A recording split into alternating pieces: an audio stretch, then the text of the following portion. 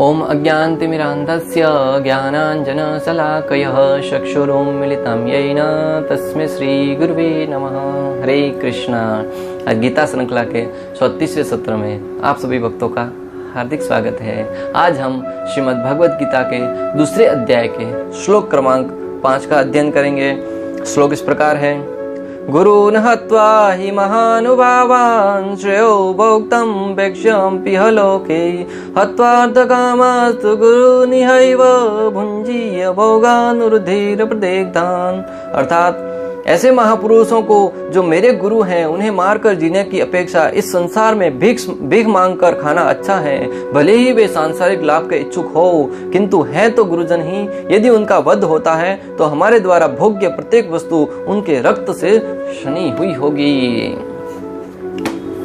यहाँ पे अर्जुन एक कदम और आगे बढ़ रहे हैं। पिछले श्लोक में पढ़ा कि किस प्रकार गुरु और भीष्म पितामह के प्रति वो अपना प्रेम प्रकट कर रहे थे, परंतु यहाँ पे तो भगवान को ही शिक्षा देने के तरीके से देखा जा रहा है कि किस प्रकार भले ही गुरु मेरा वध क्यों न कर दे भौतिक भोगों के लिए, परंतु है तो मेरे गुरु ना, मैं उलटकर उनके ऊपर बाण कैसे चला सकता हूँ। जैसा कि पिछले श्लोक में हमने पढ़ा, भगवान की डांट सुनकर भी अर्जुन की आसक्तियों का दायरा कम जरूर हुआ है, परंतु आसक्तियां समाप्त नहीं हुई। भगवान श्री कृष्ण ने जब उनको डांटा तब उनसे कहा कि तुम नपुंसक की भांति बातें कर रहे हो, क्षत्रिय होते हो भी, तब निश्चित रूप से उनका जो दायरा था, जो परिवार समाज देश राष्ट्र के प्रति, उससे सिमट कर अभी गुरु और भीष्म पितामह तक आकर सिमट गया है, परंतु पूर्ण रूप से समाप्त नहीं हुआ है। और वो क्यों हुआ है? आसक्तियों के कारण। जब तक हमारी आसक्ति बनी रहेगी ना किसी वस्तु में, तब तक हम सहा कर भी, जब तक ज्ञान की दृष्टि से उसे नहीं समझा जाए, तब तक हम उसको तोड़ नहीं पाते हैं। आचार्यगण कहते हैं कि जब तक इस आसक्ति रूपी रस्सी को ज्ञान रूपी कुल्हाड़ी द्वारा काट न दिया जाए ना, तब तक आसक्तियां हैं वो हमारे जीवन में बनी रहती हैं और वो हमारे ज्ञान में, भगवान की शरण ग्रहण करने में हमारे बीच में रोड़ा बनी रहती है। एक नाम का दृष्टांत आता है। एक समय की बात, एक परिवार अपने पुत्र की शादी की इच्छा से, उनकी शादी करने के इरादे से एक दूसरे गांव में वहां पे बारात लेके जाना था। दूसरे दिन प्रातःकाल शादी होने वाली थी। बड़े प्रसन्नता में थे, बड़े सज धज कर, बड़ी मिष्ठान और भोजन सामग्री ग्रहण करके इस उद्देश्य से कि शाम को हम नाव में बैठेंगे, प्रातःकाल दूसरे दिन वहां पे पहुंच जाएंगे, वहां पर बड़े धूमधाम से शादी में सम्मिलित होंगे। पहुंच गए नाव में बैठने के लिए। जैसे ही नाव में जाकर बैठे, नाविक से कहा कि रात का समय है, कल सवेरे तक हमें वहां पे पहुंचा देना। अगर आपको लगता है कि आराम से चलाकर भी हम पहुंच सकते हैं तो आराम से चलाइएगा। और इस उद्देश्य से कि कल सवेरे वहां पे जाकर बड़ा नाच नृत्य करना है, बड़ा आनंद करना है। आज हम आराम से सो जाते हैं। अगर आज हम आराम से अच्छे से नींद ले लेंगे तो वहां पे अच्छे से नृत्य कर पाएंगे। अगर थके हुए रहेंगे, रात भर जाग के जाएंगे, तो निश्चित रूप से वहां पर जाकर आनंद नहीं भोग पाएंगे। नाविक ने कहा ठीक है, और सारे के सारे परिवार वाले वो सो गए। जैसे ही परिवार वाले सोए, नाविक ने नाव चलाना प्रारंभ किया। अपनी पतवार से चलाने लगा, रात भर चलाता रहा। प्रातःकाल दूसरे दिन सूर्योदय हुआ। सारे के परिवार वाले इस इच्छा से, इस कल्पना के साथ जागृत हुए कि वाह, सवेरा हो गया, हम पहुंच गए ननिहाल लड़के के ससुराल में। और वहां पे बड़ी धूमधाम से इच्छा थी कि हमारे स्वागत करने के लिए लोग आए होंगे, बड़े बैंड बाजा के साथ, बड़ी मिठाइयां लेकर, हार फूल लेकर हमारा स्वागत करने के लिए आए होंगे। परंतु जैसे ही आंख खोल कर देखा तो जहां पर बैठे थे वहीं के वहीं थे अभी तक।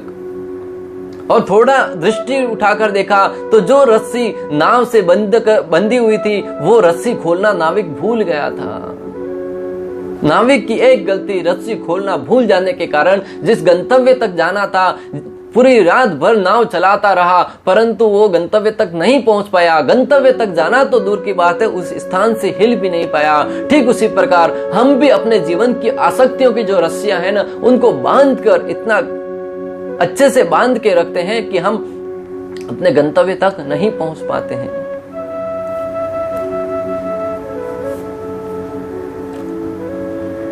अनेक वर्षों तक मंत्र का जाप करने पर भी परिणाम नहीं आता। कारण है आसक्ति। अक्सर लोगों को कहते हुए सुना होगा आपने कि कितने वर्षों से मैं मंत्र का जप कर रहा हूं, कितने वर्षों से भगवान के नाम का जप कर रहा हूं, कोई परिणाम नहीं आया, कोई परिवर्तन नहीं आया। अनेक बार भक्तों को ये कहर भी लांछन लगाते हैं, अरे तुम तो भगवान का भक्त था, तुमने ऐसा घृणित कार्य कैसे किया? क्योंकि उनका हृदय शुद्ध नहीं हुआ।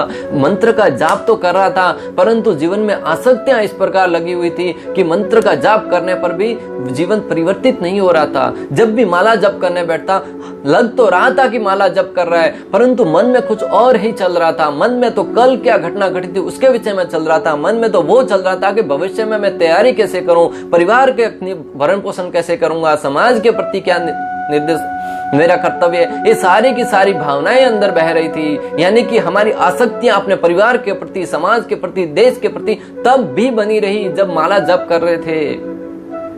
चलते हुए, गिरते, उठते, पटकते, कैसे तो कृष्ण का नाम ले रहे थे, कृष्ण कृष्ण हिस हिस, कृष्ण कृष्ण हिस हिस। जो माला जप करते हैं, ध्यान पूर्वक एक स्थान पर बैठकर भगवान के नाम का जप करें और ध्यान से जो बोल रहे हैं उसको, उच्चारण को सुने, जो कानों के द्वारा उस ध्वनि को हृदय के आंगन में प्रवेश करने दे। हरे कृष्णा कृष्ण कृष्ण हरे हरे, हरे राम राम राम हरे हरे। जब हरिनाम की ध्वनि कानों के छिद्रों से होते हुए हृदय के आंगन में पहुंचेगी ना, तब हृदय में वो नृत्य करती हुई प्रस्तुत होगी। और नृत्य आंगन में प्रस्तुत करने के कारण हमारे अंदर की जो कामनाएं हैं, काम, क्रोध, लोभ, मोह, मद, मत्सर्य, अहंकार, ईर्ष्या, द्वेष, सारी की सारी जो आसक्तियां हैं वो धीरे धीरे कटती जाएगी। हृदय वो शुद्ध होता जाएगा और शुद्ध हृदय से हम भगवान का सानिध्य ले सकेंगे और भगवान की कृपा होगी। तब निश्चित रूप से जीवन में परिवर्तन आएगा।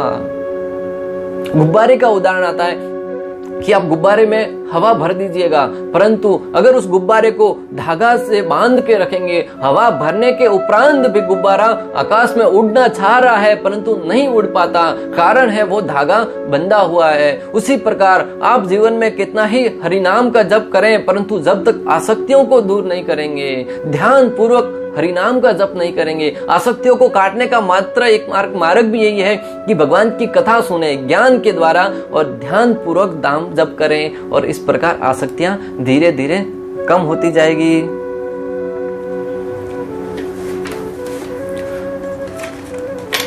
वैसे ही हमने भी अपनी चेतना को काम, क्रोध, लोभ, मोह में ऐसा बांध रखा है हम चाह कर भी चेतना को विकसित नहीं कर पाते। जिस प्रकार गुब्बारे रस्सी से बंधा हुआ है, धागे से बंधा हुआ है, उसी प्रकार हमने भी काम, क्रोध, लोभ में इस प्रकार मन को बांध रखा है कि हम चाह कर भी अपनी चेतना को शुद्ध नहीं कर पाते हैं। यहाँ पर यह समझना आवश्यक है कि आसक्ति से मन जड़ हो जाता है, कर्म अधिक करना पड़ता है और कर्मों के बंधन में बंधना पड़ता है। यहाँ पे सीधा सिद्धांत तो समझ में आ रहा है कि आसक्ति से मन है वो जड़ हो जाता है, और मन जड़ होने की स्थिति में हमारा जो कर्म है, कर्म बंधन में हम फंसते जाते हैं। आचार्यगण समझाते हैं कि जिस प्रकार एक गृहिणी कुछ धागे से बना रही होती है और उस धागे में कभी कभी अचानक गांठ पड़ जाती है और उस गांठ को ऐसे उलझन में धागा गिर जाता है कि उसको खुलाने जाए तो उलझता ही जाता है, और उसको अंत में अगर उस सही प्रक्रिया के द्वारा उसको अगर खोलने का प्रयास करेंगे तो हो सकता है कि कई दिन लग जाए, परंतु गृहिणी क्या करती है, उस धागे को एक स्थान से काट देती है और जैसे ही काटते हैं गांठें खुल जाती हैं, वो जो उलझन था वो सुलझ जाता है। उसी प्रकार हमारे जीवन में भी कर्म के द्वारा, अनेक ग्रंथियों के द्वारा हम कर्म बंधन में फंसते जाते हैं। जब तक ज्ञान के द्वारा उस गांठ को काटेंगे नहीं, ज्ञान रूपी शस्त्र के द्वारा उस पर प्रहार करके उस ग्रंथियों को नहीं काटेंगे, तब तक हम और कर्म बंधन में उलझते जाएंगे, उसके अंदर फंसते जाएंगे। और इसी उद्देश्य से हमने श्रीमद् भगवद गीता का जो गीता श्रृंखला, उसका शुभारंभ भी हमने इसी उद्देश्य से किया है कि हम श्रीमद् भगवद गीता का ज्ञान द्वारा, भगवान श्री कृष्ण ने जब अर्जुन को ज्ञान दिया तो अर्जुन की ग्रंथियां थी जो कर्म के बंधन में बंधने की, वो जैसे समाप्त हुई और अर्जुन युद्ध के लिए तैयार हुआ। हम भी श्रीमद् भगवद गीता का ज्ञान अर्जित करके हमारे जीवन के जो सारी की सारी आसक्तियां हैं उनको तोड़कर श्री हरि के शरणों की सेवा कर सके और जीवन के सर्वोच्च स्थान को प्राप्त कर सके। जिस प्रकार अर्जुन सर्वश्रेष्ठ धनुर्धर की पद तक पहुंचा, हम भी अपने मुकाम में, अपने जीवन में जो चाहते हैं उस मुकाम तक पहुंचे और आगे आने वाली पीढ़ी के लिए दृष्टांत प्रस्तुत करें। ऐसा ही उदाहरण जो आसक्ति का है कि अज्ञान के कारण किस प्रकार हम आसक्तियों के बनते हैं और आसक्ति से हम एक गहरे गड्ढे में चले जाते हैं। एक दृष्टांत आता है कि एक समय की बात, बहुत ही रोमांचिक, बहुत ही सुंदर काव्यात्मक कहानी है, ध्यान से सुनिएगा। एक बार एक गांव में एक व्यक्ति रहता था, बड़ा बलिष्ठ था, बड़ा देखने में तो बलिष्ठ था ही, अंदर से भी उसके अंदर बहुत ही शौर्य था कि वो किसी भी अवस्था में, किसी भी स्थिति में डरता नहीं था। रात का समय हो, दिन का समय हो, किसी भी स्थान पर जाना हो, निडर होकर जाता था और उसके शौर्य की गाथा सब लोगों के गांवों में फैलने लगी। एक दिन किसी व्यक्ति से उन्होंने ये इस बात पर शर्त लगा दी कि मैं रात को किसी भी स्थान पर जा सकता हूँ। उस व्यक्ति ने कहा कि शमशान घाट में जा सकते हैं? बोले हाँ, शमशान घाट में क्या आना, कौन सी बड़ी बात है, निश्चित रूप से जा सकता हूँ। बोले जाके आइएगा और हमें बताइए, तब हम मानेंगे कि तुम शौर्यवान हो निश्चित रूप से। क्या कि ठीक है, जाके आ जाता हूँ। परंतु बोले कि हम मानेंगे कैसे कि तुम वहां पर जाके आए हो? कुछ तो वहां पे सबूत होना चाहिए, कुछ तो प्रमाण होना चाहिए कि जिससे हमें लगे कि हाँ तुम वहां पे जाके आए हो। तो बोले करना क्या होगा? बोले कि ये लकड़ी की जो कुट्टी है, लकड़ी की है, उसको वहां पे ठोक के आना है, वहां पे गाड़ कर आना है शमशान घाट में। व्यक्ति ने बोला बस इतनी सी बात। लकड़ी को उठाया, हाथ में हथौड़ी लिया, तुरंत चल पड़ा। जैसे ही शमशान घाट पर पहुंचा, वहां पर उस लकड़ी को वहां पर हथौड़ी के द्वारा ठोकने लगा। उसका वस्त्र हुआ यूं कि उसका वस्त्र भी उस लकड़ी के अंदर आ गया और वो भी साथ में जमीन में अंदर गड़ गया। और जैसे ही उसने समझा कि ये मेरा काम हो गया, अभी वापस तुरंत लौट जाता हूं, जैसे ही लौटने के उद्देश्य से पलटा, तुरंत उसका वस्त्र वहां पे जकड़ा हुआ प्राप्त उसने पाया और उसने सोचा कि किसी भूत प्रेत ने उसको पकड़ लिया है। और इस भाव से जो बलिष्ठ था, जो शक्तिशाली था, जो कभी नहीं डरता था, एक ही क्षण में उसकी मृत्यु हो गई। हुआ क्यों? अज्ञान के कारण। अज्ञान क्या था कि उसको अगर ज्ञान रहता कि मैं जो ठोक रहा हूं उसमें वस्त्र का ध्यान रखूं, और मालूम भी रहता कि वस्त्र ठुका होगा, ऐसा अगर अंदर से ज्ञान होता तो उसकी मनोदशा ऐसी नहीं होती, मृत्यु नहीं होती। परंतु अज्ञान के कारण वो लकड़ी वहां पे ठोक रहा था, वस्त्र उसके अंदर साथ में अंदर जाने के कारण, और उसको मन में ऐसा भय बैठ गया कि किसी ने पकड़ लिया, उसकी मृत्यु हो गई। कहने का तात्पर्य यह है कि जो जीवन की जो आसक्तियां है ना, उसे ज्ञान रूपी शस्त्र के द्वारा काट डालो ताकि जीवन में प्रगति कर सके। शास्त्रों के अनुसार ऐसा गुरु जो नित्य कर्म में रत हो और जो विवेक शून्य हो त्याज्य है। श्रील प्रभुपाद तात्पर्य में लिखते हैं कि ऐसा गुरु जो निम्न कर्म में निहित हो, जो ऐसे कार्य कर रहा है जो गुरु के पद के लिए शोभनीय नहीं है और अपने स्थान से अगर च्युत होता है तो ऐसे गुरु का त्याग किया जा सकता है। दुर्योधन से आर्थिक सहायता लेने के कारण भीष्म तथा द्रोण उसका पक्ष लेने के लिए बाध्य थे। यद्यपि केवल आर्थिक लाभ से ऐसा करना उनके लिए उचित न था, ऐसी दशा में वे आचार्य का सम्मान खो बैठे थे। श्रील प्रभुपाद लिखते हैं कि दुर्योधन का नमक खाने के कारण भीष्म पितामह और द्रोणाचार्य उनके नमक के तले दब जाने के कारण उनका एहसान चुकाने के लिए उनकी तरफ से युद्ध कर रहे थे। हालांकि शास्त्रों की दृष्टि से ऐसा करना उचित नहीं था, अगर वो नहीं करते तो भी चलता, परंतु वो ऐसा जानते हुए भी दुर्योधन का साथ दे रहे थे। इसलिए श्रील प्रभुपाद कहते हैं कि वो गुरु और वरिष्ठों का पद था, वो खो बैठे थे, और ऐसी स्थिति में अर्जुन है वो उनका त्याग कर सकता था, ऐसे गुरु का भी वध कर सकता था जो गुरु है ही नहीं, जो गुरु अपने मार्ग से भटक गया था। भीष्म पितामह स्वयं युधिष्ठिर महाराज से ये कहते हैं, मनुष्य धन का सेवक होता है, धन किसी का सेवक नहीं होता, और यह सत्य है कि मैं कौरवों के धन से बाध्य हूं। भीष्म पितामह ने स्वयं युधिष्ठिर महाराज से कहा कि जो मनुष्य है वो धन का सेवक होता है और धन किसी का सेवक नहीं होता, और मैं दुर्योधन का धन अनाज खाने के कारण मैं अर्जुन दुर्योधन का ऋणी बन गया हूं और मैं उसका साथ देने के लिए विवश हूं। ऐसी स्थिति में क्लियर सिद्धांत हो रहा है कि हमें अर्जुन को चाहिए था कि भीष्म पितामह के प्रति करुणा न दिखाकर उनके समक्ष युद्ध के लिए तैयार होना चाहिए था। महाभारत अध्याय 178 भाग 5 में के श्लोक क्रमांक 24 में वर्णन आता है कि अगर कोई गुरु अभिमानी हो जाए और वह सही और गलत का बर्ताव भूल जाए और वह पुनः पाप कार्यों में संलग्न हो जाए तो ऐसी अवस्था में उसका त्याग कर देना चाहिए। शास्त्रों में हर एक बात का वर्णन आया है। महाभारत में वर्णन आया है कि किस प्रकार अगर कोई गुरु अभिमानी हो जाए और अपने पद से नीचे गिर जाए, जीवन में करना क्या है, करता कुछ और है, ऐसी स्थिति में उस गुरु का त्याग कर सकते हैं।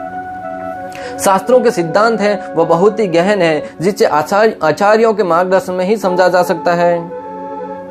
पहले भी हमने बताया कि जो शास्त्रों के सिद्धांत है वो बहुत ही गहन है, बहुत ही गहरे हैं। उसे समझने के लिए हमें आचार्यों के मार्गदर्शन की आवश्यकता पड़ेगी। आचार्यों के मार्गदर्शन में ही उसे समझ सकते हैं, वरना ऐसे ऐसे सिद्धांत आते हैं जहां पे हम भ्रमित हो जाते हैं। ऐसा ही वर्णन आता है, एक बार बलराम जी भ्रमण करने की इच्छा से तीर्थ स्थानों का भ्रमण करते करते जा रहे थे, और एक स्थान पर जहां पर रोमहर्षण है वो, उन्होंने जब सुखदेव गोस्वामी ने परीक्षित महाराज को श्रीमद् भागवतम का ज्ञान दिया, तब रोमहर्षण ने वो कथा सुनी, और रोमहर्षण वहां पे हजारों ऋषि मुनियों को वहां पर बिठाकर श्रीमद् भागवतम का ज्ञान प्रदान कर रहे थे। और जैसे ही बलराम जी का वहां पे प्रवेश हुआ, सारे ऋषि मुनि खड़े हो गए, परंतु व्यासपीठ पर बैठे हुए रोमहर्षि वो खड़े नहीं हुए। शास्त्रों में वर्णन आता है कि आप व्यासपीठ पर बैठे हैं और वहां पे अगर कोई भी क्यों ना आ जाए, आपको वहां पे खड़ा होने की आवश्यकता नहीं है।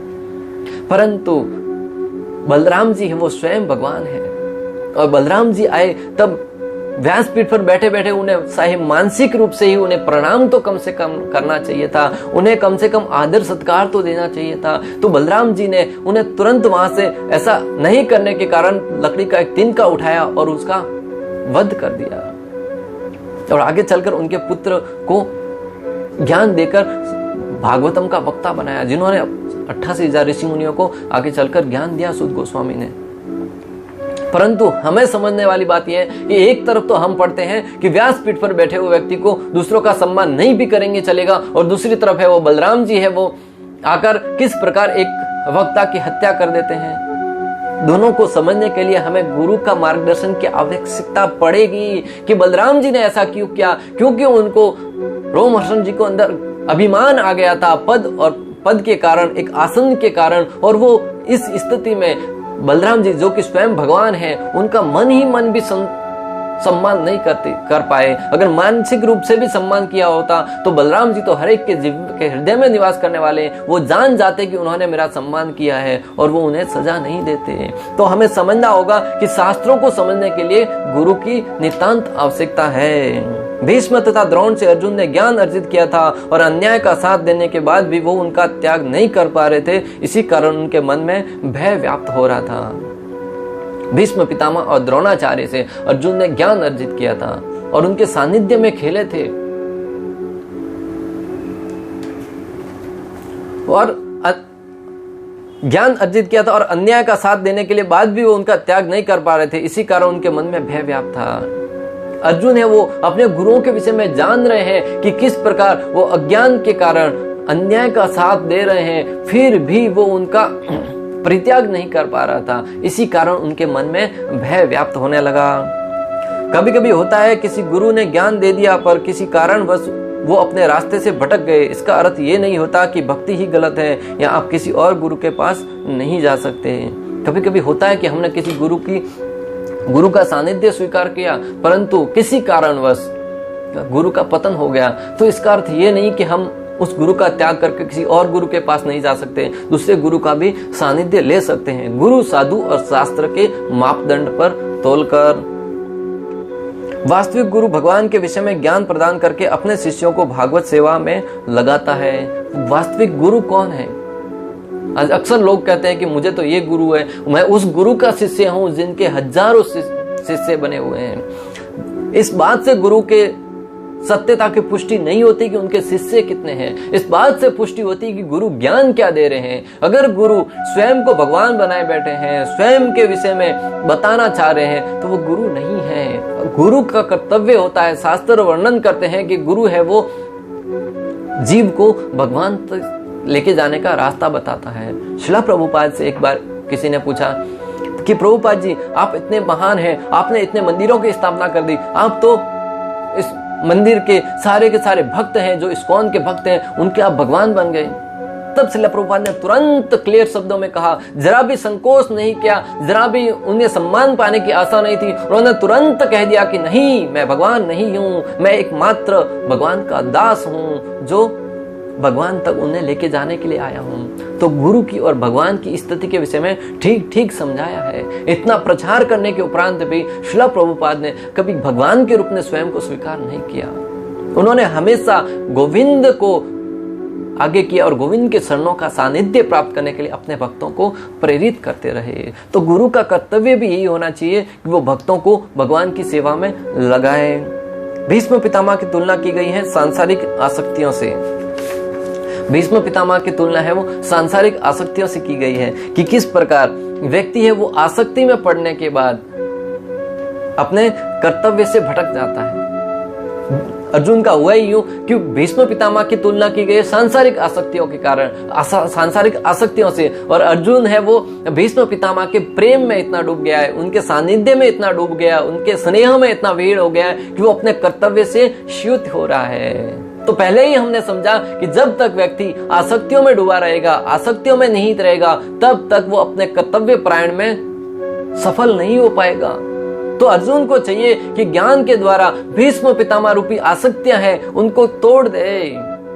हमें भी अपने जीवन में शास्त्रों की दृष्टि से समझना होगा। इस श्लोक को पढ़ने के उपरांत हमें ज्ञात हुआ कि आसक्तियां क्या हैं। हम मात्र आज तक सुनते रहे आसक्तियां, परंतु आसक्ति होती क्या है और हम किस प्रकार उन आसक्तियों में जकड़े हुए हैं। हम दूसरों को तो ज्ञान प्रदान कर रहे हैं, परंतु स्वयं के अंदर जो आसक्तियां बनी हुई है उन्हें भी आज समझकर उनसे छुटकारा पाने का धीरे धीरे प्रयास करना चाहिए। तब जाकर अर्जुन की भांति हम भी भगवान श्री हरि की लीलाओं को समझ पाएंगे और भगवत धाम जाने का पात्र बन पाएंगे। द्रोणाचार्य की तुलना की गई है भौतिक वैभव या विद्या से। भीष्म पितामह की तुलना की गई है भौतिक आसक्तियों से और द्रोणाचार्य की तुलना की गई है भौतिक वैभव से या विद्या से। क्योंकि द्रोणाचार्य गुरु थे, उन्होंने अर्जुन को हर एक वैभव प्रदान किया, हर एक विद्या प्रदान करी, जिनके बल पर अर्जुन है वो सर्वश्रेष्ठ धनुर्धर बना। और उसी विद्या में जकड़कर, उसी वैभव में जकड़कर अर्जुन है वो आज द्रोणाचार्य के समक्ष उनका वध करने से हिचकिचा रहा है, डर रहा है। उसके हाथ से उसका गांडीव सरक रहा है, उसके हाथ से उसका गांडीव छूटा जा रहा है। जो गांडीव इतना महान था, उसने प्रण लिया था कि अगर कोई मेरे गांडीव का अपमान कर देगा, मुझे अपमान करेगा चलेगा, परंतु अगर किसने गांडीव का अपमान कर दिया तो मैं उस व्यक्ति की मृत्यु या तो उसका वध कर दूंगा या स्वयं अग्नि में प्रवेश कर जाऊंगा। एक बार कुरुक्षेत्र के युद्ध स्थल पर जब युधिष्ठिर महाराज को थोड़ी सी चोट लगी, तब युधिष्ठिर महाराज को शिविर में लेके जाया गया। जब अर्जुन को मालूम पड़ा कि युधिष्ठिर महाराज को चोट लगी है, तुरंत उनका हाल पूछने के लिए प्रेमवश, उत्सुकतावश वहां से युद्ध से पलायन करके भीष्म युधिष्ठिर महाराज के शिविर में पहुंचा। वहां जाकर जैसे ही युधिष्ठिर महाराज के समक्ष पहुंचा, युधिष्ठिर महाराज ने अर्जुन को अपने समक्ष देखकर कहा कि क्या हुआ, तुम यहाँ पे क्यों आ गए? क्या तुम्हारा गांडीव है उसमें अभी इतना तेज नहीं रहा कि तुम युद्ध छोड़कर यहाँ पे लौट आए हो?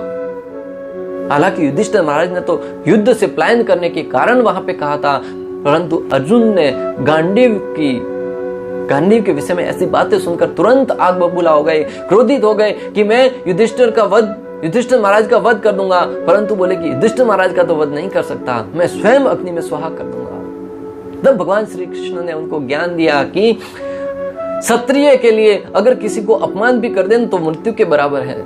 इसलिए तो जब कोई व्यक्ति अगर कोई ऐसा घृणित कार्य करता तो उसके सर के बाल मुड़वा दिया जाता और सर पर 5 चोटियां रखवा दी जाती, और जब ऐसे अपमान को देखता तो उसे मृत्यु के बराबर थी। जहां पे अर्जुन से कहा कि तुम युधिष्ठिर महाराज का अपमान कर दो, तो अर्जुन ने युधिष्ठिर महाराज का अपमान ये कर कहने लगे, तुम इतने बलवान कहते हुए अपने आप को और स्वयं भी इतनी सी चोट को लगने से यहाँ पे भागे दौड़ जाए। इस प्रकार युधिष्ठिर महाराज का अपमान भी हो गया और अर्जुन का जो वाव था, प्रतिज्ञा थी, वो भी रह गई।